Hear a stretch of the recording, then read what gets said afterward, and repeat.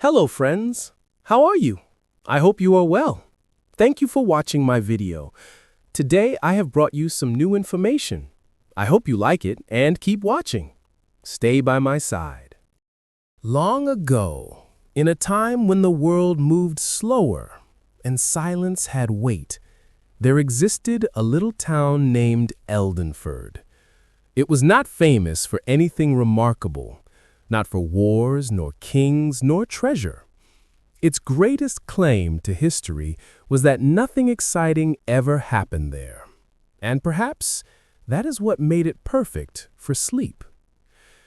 Eldenford sat quietly by a gentle river, its surface smooth as glass. Every morning, mist would roll in from the water, covering the cobblestone streets like a soft blanket.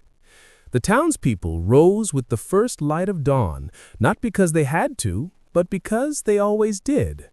The baker, Mr. Elwood, opened his shop at precisely 6 o'clock every morning. The smell of bread drifted through the air, slow and warm, filling the quiet streets. At the corner of the square stood a clock tower that ticked with the same rhythm it had for 200 years. The clock was slightly slow, just by a minute, but nobody ever bothered to fix it. Time in Eldenford was not something to chase, it was something to rest beside. Across the square, Miss Hargrove tended her little bookshop, though few ever visited. The books on her shelves were old and smelled faintly of dust and lavender.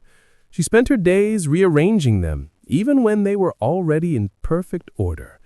She said it helped her think, though about what, no one quite knew. Each afternoon, the people of Eldenford paused their chores to take tea. They sat beneath the same oak tree that had stood since their great-grandparents' time. They would sip, chat, and stare at the clouds drifting lazily by. Clouds shaped like rabbits, ships, and sometimes nothing at all.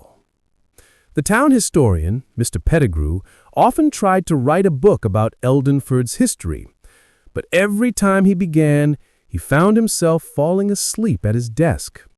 He would dip his quill in ink, write a few words, "In the quiet town of Eldenford," and then drift off, head resting on the page. Perhaps the town's stillness had seeped into his very bones. At night, the river whispered softly as it passed under the stone bridge. Lanterns glowed in windows, casting golden circles on the cobblestones. The wind moved slowly through the reeds, making a sound like an old lullaby. Dogs dozed by doorways, cats stretched on windowsills, and even the stars seemed to blink sleepily above. Once, a traveler passed through Eldenford, a writer from the city who hoped to find inspiration for his next great novel. He stayed at the inn, ate the same soup as everyone else, and waited for something exciting to happen. But days passed, and all he found was quietness. When he finally left, he said, "This is the most peaceful place I have ever been. Nothing happens here, at all." And he was right. Nothing ever did. No great battle was fought, no hero was born, no tragedy struck. Yet every evening, when the bells of the slow clock chimed, the town rested in perfect harmony. Each soul tucked away in their little home, surrounded by the hum of crickets and the sigh of wind through the trees. In Eldenford, history did not shout, it whispered. It lingered softly in the smell of bread, in the turning of pages, in the tick of a slow clock.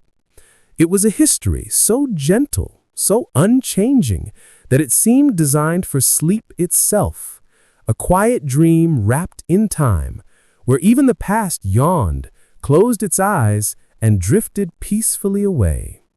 And, if you listen closely, you can still hear it, the sound of nothing happening, perfectly, endlessly, beautifully boring.